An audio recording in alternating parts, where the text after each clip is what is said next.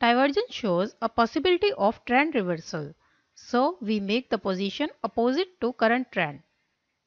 But sometimes when divergence fails, it means that the strength of the trend is very strong and we should go with the existing trend.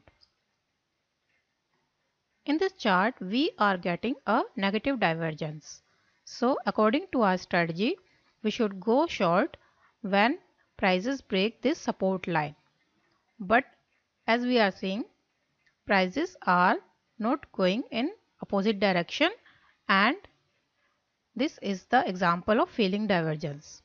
As prices cross the upper trend line and also RSI is crossing above this negative divergence trend line.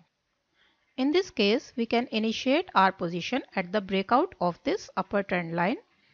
As the existing trend was uptrend, you can see this is an uptrend. So we can go long when prices break this upper trend line. We can go long here.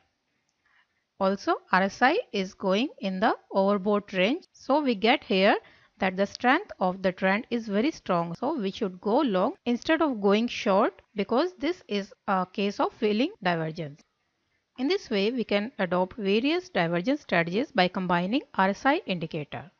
Thanks for watching the video.